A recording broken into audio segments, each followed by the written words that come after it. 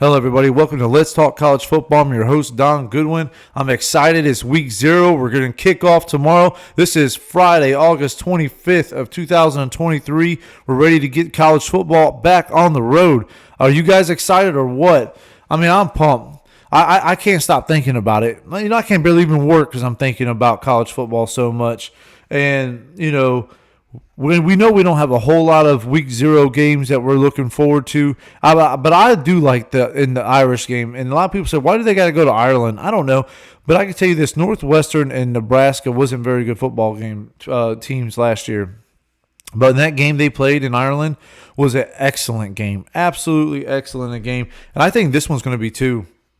And we'll get more into that because that's one of the 2 games I like to just talk a little bit about in this episode. But before we do it, we're going to talk a little bit about injuries. We have heard lately that Georgia's running back, one of their starting running backs, Branson Robinson, is out for the season. They also have other running backs that are still dealing with some minor injuries. This could be impactful for sure down the road if another running back doesn't step up and be the man. Whenever you lose a starter, it's always impactful. It's always hurt. Now, the one thing Georgia has for them, they have a very weak schedule. So they only have like 2 competitions throughout the season until the SEC championship, which I think they're going to go because there's really nobody in their way. Tennessee might be a little bit of a challenge. South Carolina, I got high hopes for them. They're dealing with some small injuries over there as well. But I like South Carolina this year. I liked them last year. They didn't do me good for most of the year, but who knows? Maybe they grew. Maybe they're ready. They're buying into the coach. They're doing a great job in recruiting, getting a couple 5-stars for this upcoming season. So we'll see how that works out. Now, the next one is the Huskies. Now, I got Huskies as my dark horse to win the Pac-12. I got USC winning, but my dark horse is the Huskies. I think they're more of a complete team. I don't think they're a dominant defense or anything, but I think they're more complete when it comes to the offense, defense, special teams compared to most of the teams over there. But now they lost their starting running back as well, and Cameron Davis, and he's going to miss the entire season. I think that's going to be very impactful. So someone has to step up. Now, one thing about college football is there's no guarantees, just like any other football, right? That's from youth all the way up to NFL, and the next guy up is what matters. And these coaches got to get that guy ready. They got to be able to game plan around his strengths and weaknesses. And that running game has to be able to be established for this passing game to do as good as we think they're going to do. It opens up the play action. It brings people up. That allows man-to-man coverage. Well, these are things that we were looking forward to seeing. And so hopefully someone can step up in those shoes and be able to be impactful on that team, because I really do want to see the Huskies do good this year. Utah Utes, the Utes, are about to face the Florida Gators and on the 31st of August for week 1 kickoff in Utah. But what we don't know is how good is Cameron Rising. He hurt his knee in the Penn State game, the Rose Bowl game last season, and there's talks of him not being 100%, or I don't even know if he's 75%. I would hope he's at least that. But I say this, as much as this game might matter, I wouldn't play him if he's not 80% or better. At least 75% or better. I wouldn't play him. And when I did, I would be very cautious with him. It's not worth losing your star quarterback for the whole season for the one game.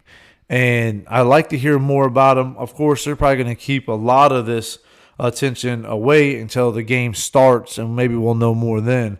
But I actually got Utah is a number 4 team in the Pac-12 because of him. If he goes out, they drop big time. Cameron Rising is a leader. He's a great quarterback. He's a 2-time Pac-12 champion, back-to-back champion quarterback, and that team's going to need him. And if he can't be there in the game for safety reasons, I do believe he'll be a coach, a inspiration, a captain, a leader on the sidelines to push the Utes to be able to compete against the Florida Gators, who we still don't know how they're going to be either. I mean, they do have some talent over there, but I'm not a big Graham Mertz fan, and so we'll have to see how Graham Mertz plays for Florida compared to what he played for Wisconsin, because he was nothing more than a game manager over there, and he didn't manage it very well. So we'll see on that. But there's a lot of injuries when it comes to California. Oregon State got some offensive lineman that's pretty beat up right now. So there's a lot of injuries that we need to keep our eyes on. I know it's a part of the game, but I hate to see them so early. Ohio State had a lot of those last year where they was just banged up. Corners were banged up. Running backs were banged up. Wide receivers banged up early in the season.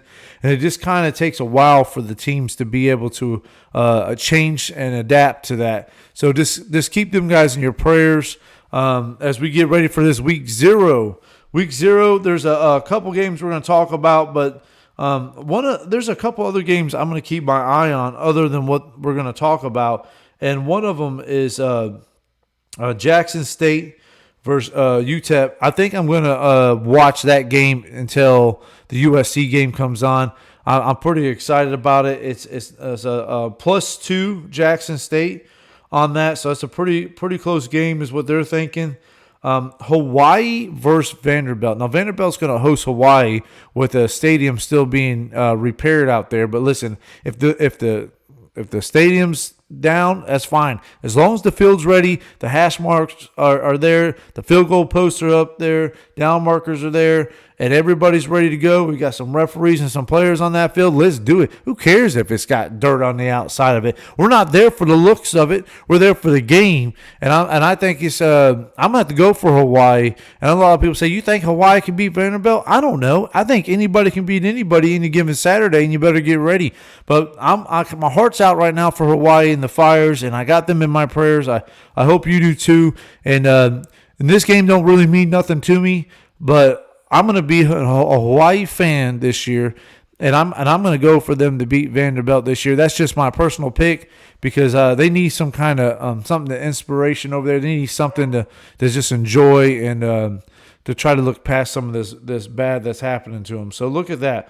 Notre Dame versus Navy. We're going to get into that first. So Notre Dame versus Navy is in Ireland. There's talk about it's going to be raining all day. So that field's going to be wet and sloppy. Navy couldn't ask for a better opportunity to play the triple option than in the rain, right? It's kind of making Notre Dame have to be more about the run. And that's okay. I mean, I think that's okay. Notre Dame has to show themselves in the trenches and in the run and other things. So some of the pros that Notre Dame does have is the transfer quarterback, Sam Hartman. He's got a lot of experience. He's got big play capability, which I think is going to be limited if it's really wet and the ball's wet. I don't see him chucking it down the field, but maybe some safe passes, 5 to 10 yards. He is a leader. He threw for 3,701 yards and 38 touchdowns and 12 interceptions last year for Wake Forest. So they're looking to see him in his senior year and his transfer year over here to Notre Dame to really put it on everybody and to show up and do more than what I think he's going to do more than what people think. I think he's going to be a great leader. I was watching a couple things earlier with him, and he got some beats and everything, and he's hooking up the guys. And I think they bought into him as a leader. I think they're backing him. I always like Notre Dame's trenches. Their offensive line is always showing up. So I'm pretty excited about that. The running back, Aldrich, he did pretty good last year, 156 attempts, 920 yards, 11 touchdowns. But you're going to have to do more than that on this season. He's going to need 1,000 yards rushing more. And I think they're going to have to hand that ball off more than what they did. Of course, I just don't think their offense was good last year.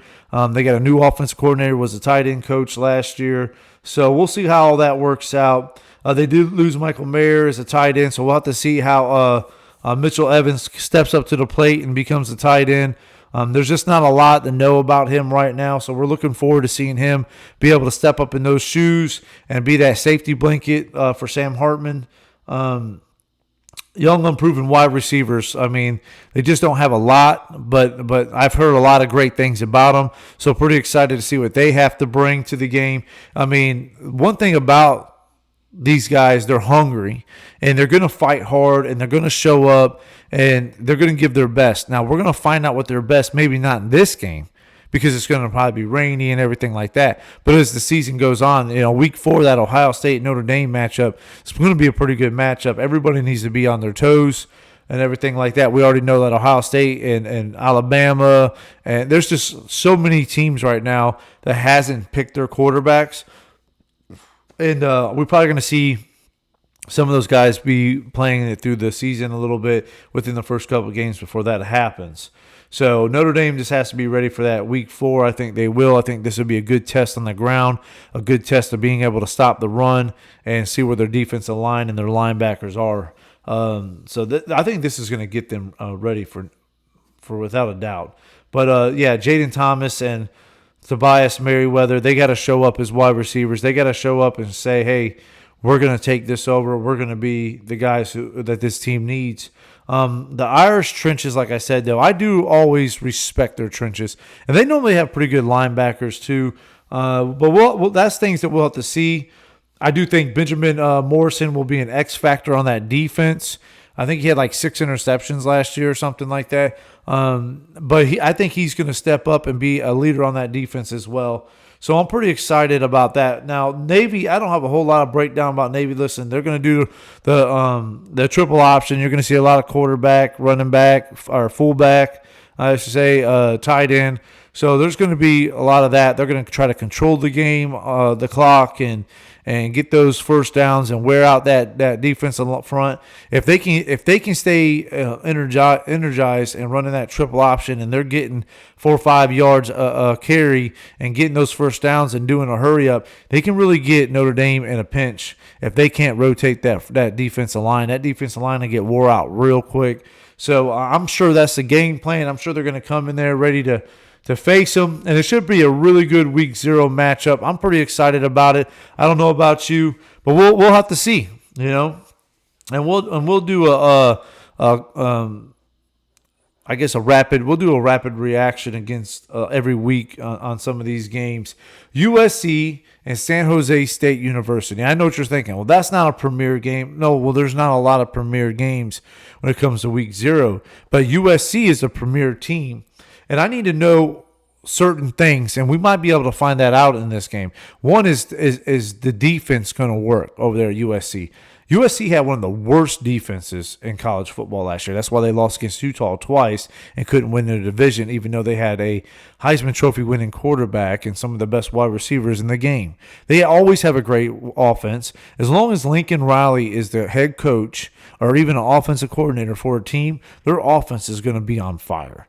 But he's never had a great defense, and he didn't have one last year. But they got a lot of transfers. They're trying to fix the holes. They're trying to do things. So I just kind of want to see how those guys are mixed. Now, listen, it's going to take a few games for, I think, everybody to really get it down.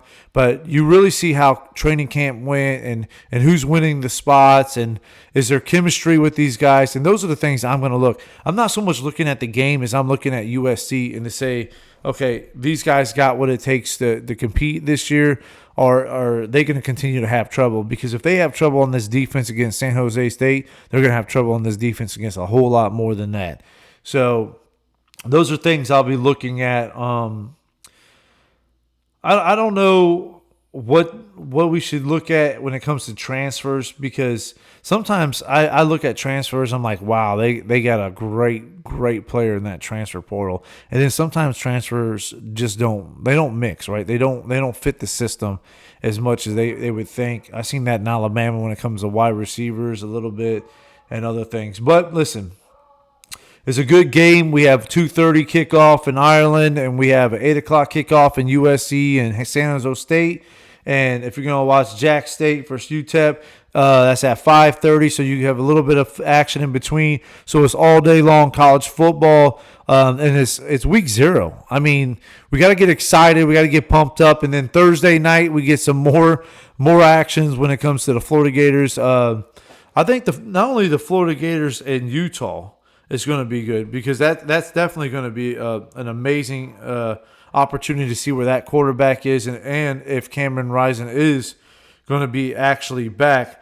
But another game is the Nebraska-Minnesota. I want to see where Matt Rule has Nebraska in Week 1. Are they actually going to be different than what we have seen lately? And Minnesota is pretty poised to be a pretty decent game.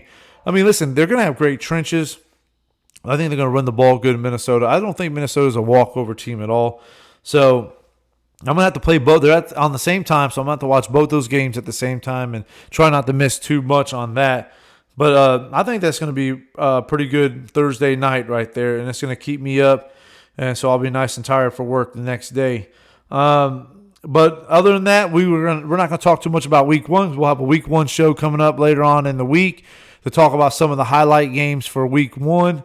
We're not going to talk about Power 5 teams facing high school teams. We're not going to get into that too much. We might go through it. I might pick my picks for the week, but on the Power 5 section, maybe the top 25, we might pick our top 25 games. But I'm not going to sit there and act like a high school game's going to go up there and upset a Power 5. If it happens, great. Then it's going to make good content. But if not, I don't want to waste all that time. But there is good games to watch. Week 1, we're kicking off the season 2023. I hope everybody's excited as I am. Please like, share, and subscribe. Please put your comments on here. If you're watching on YouTube, let me know what you want to talk about. Let me know who your team is. Let me know if you want me to tell you what I think or how is someone outside of your team looking in where this season looks for them. I mean, just let's talk about this. I want this page to be ran by the fans and not just the host. So please let your words be heard. And don't forget to subscribe. We need a lot of subscribers. We're only at like 3 subscribers, guys. Come on now. I need 500 subscribers, our first goal, and only you can push that, right? Push it, and let's talk some college football. Have a great and blessed day. Thank you.